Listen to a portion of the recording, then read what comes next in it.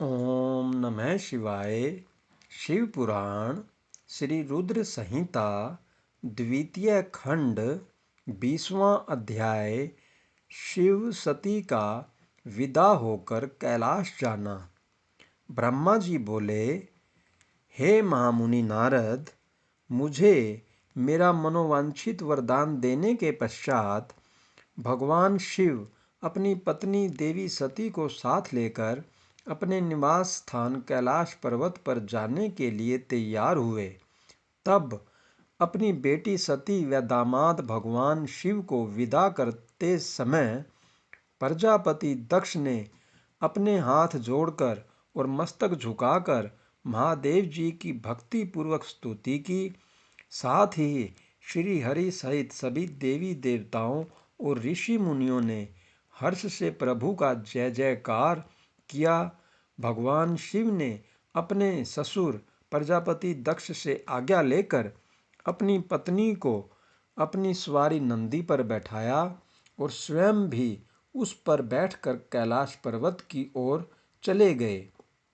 उस समय वृषभ पर बैठे भगवान शिव व सती की शोभा देखते ही बनती थी। उनका रूप मनोहारी था। सब मंत्र मुग्ध होकर उन दोनों को जाते हुए देख रहे थे। प्रजापति दक्ष और उनकी पत्नी अपनी बेटी व दामाद के अनोखे रूप पर मोहित हो उन्हें एकटक देख रहे थे। उनकी विदाई पर चारों ओर मंगल गीत गाए जा रहे थे। विभिन्न वाद्य यंत्र बज रहे थे। सभी बाराती शिव के कल्याण में उज्जवल यश का गान करते हुए उनके पीछे पीछे चलने लगे। भगवान शिव देवी सती के साथ अपने निवास कैलाश पर पहुँचे। सभी देवता सहित मैं और विष्णु जी भी कैलाश पर्वत पर पहुँचे। भगवान शिव ने उपस्थित सभी देवी देवताओं और ऋषि मुनियों का हृदय से धन्यवाद किया। भगवान शिव ने सभी को सम्मानपूर्वक विदा किया। तब सभी देवी देवताओं ने उनकी स्तुति की और प्रसन्नतापूर्वक अपने अपने धाम को चले गए। तत्पश्चात भगवान शिव और देवी सती सुखपूर्वक अपने वैवाहिक जीवन का आनंद उठाने लगे। सूत जी कहते हैं, हे मुनियों, मैंने तुम्हें भगवान शिव के शुभ विवाह की पुण्य कथा सुनाई है। भगवान शिव का विवाह कब और किससे हुआ, वे विवाह के लिए कैसे तैयार हुए, इस प्रकार मैंने सभी प्रसंगों का वर्णन तुमसे किया है। विवाह के समय यज्ञ अथवा किसी भी शुभ कार्य के आरंभ में भगवान शिव का पूजन करने के पश्चात इस कथा को जो सुनता अथवा पढ़ता है उसका कार्य या वैवाहिक आयोजन बिना विघ्न और बाधाओं के पूरा होता है। इस कथा के श्रवण से सभी शुभ कार्य निर्विघ्न पूर्ण होते हैं। इस अमृतमयी कथा को सुनकर जिस कन्या का विवाह होता है वह सुख, सौभाग्य, सुशीलता और सदाचार आदि सद्गुणों से युक्त हो जाती है। भगवान शिव की कृपा से पुत्रवती भी होती है। ओम नमः शिवाय। ओम नमः शिवाय। शिव पुराण श्री रुद्र संहिता द्वितीय खंड 21वां अध्याय। शिव सती विहार। नारद जी ने पूछा, हे पितामह ब्रह्मा जी, शिवजी के विवाह के पश्चात सभी पधारे देवी देवताओं और ऋषि मुनियों सहित श्री हरि और आपको विदा करने के पश्चात क्या हुआ? हे प्रभु, इससे आगे की कथा का वर्णन भी आप मुझसे करें। यह सुनकर ब्रह्मा जी ने मुस्कुराते हुए कहा, हे महर्षि नारद, सभी उपस्थित देवताओं को विवाह उपरांत भगवान शिव और देवी सती ने प्रसन्नतापूर्वक विदा कर दिया। तत्पश्चात देवी सती ने सभी शिवगणों को भी कुछ समय के लिए कैलाश पर्वत से जाने की आज्ञा प्रदान की। सभी शिव गणों ने महादेव जी को प्रणाम कर उनकी स्तुति की। तत्पश्चात उन्होंने भगवान शंकर से वहां से जाने की आज्ञा मांगी।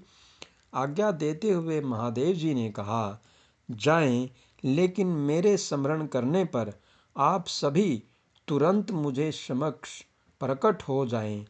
तब नंदी समेत सभी गण वहां भगवान शिव और देवी सती को अकेला छोड़कर कुछ समय के लिए कैलाश पर्वत से चले गए। अब कैलाश पर्वत पर भगवान शिव सती के साथ अकेले थे।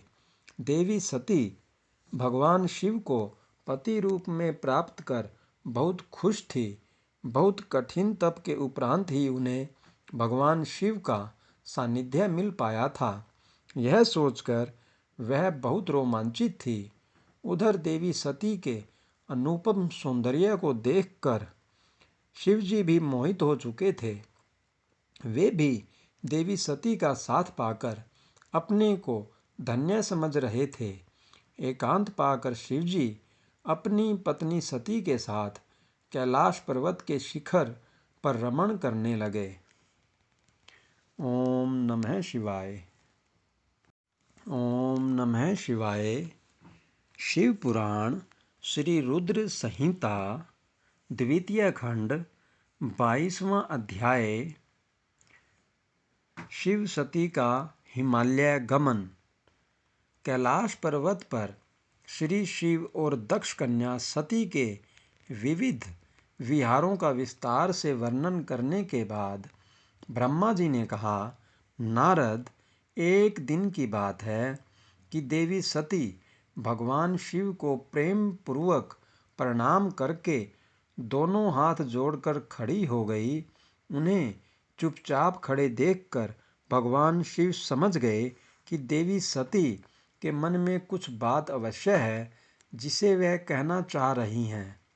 तब उन्होंने मुस्कुराकर देवी सती से पूछा कि हे प्राण वत्सला, कहिए आप क्या कहना चाहती हैं। यह सुनकर देवी सती बोली, हे भगवान, वर्षा ऋतु आ गई है। चारों ओर का वातावरण सुंदर व मनोहारी हो गया है।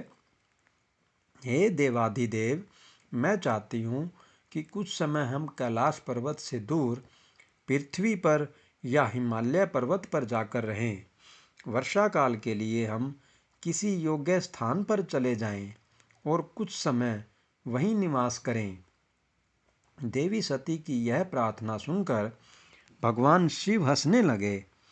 हंसते हुए ही उन्होंने अपनी पत्नी सती से कहा कि प्रिय, जहाँ पर मैं निवास करता हूँ वहाँ पर मेरी इच्छा के विरुद्ध कोई भी आ जा नहीं सकता है। मेघ भी मेरी आज्ञा के बिना कैलाश पर्वत की ओर कभी नहीं आएंगे। वर्षा काल में भी मेघ सिर्फ नीचे की ओर ही घूमकर चले जाएंगे।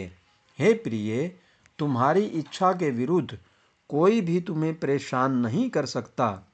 फिर भी यदि आप चाहती हैं तो हम हिमालय पर्वत पर चलते हैं।